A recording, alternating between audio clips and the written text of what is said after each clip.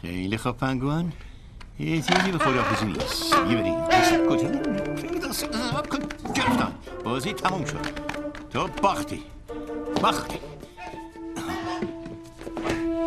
بذار دور برای تو ببندم. نه فکر کردی کجا داری میری؟ کجا؟ 10 دقیقه دیگه جشن تولد پسرمه. باشه؟ آره درسته. قوانین رو من وضع میکنم، چون منم که مغز دارم. چی بود؟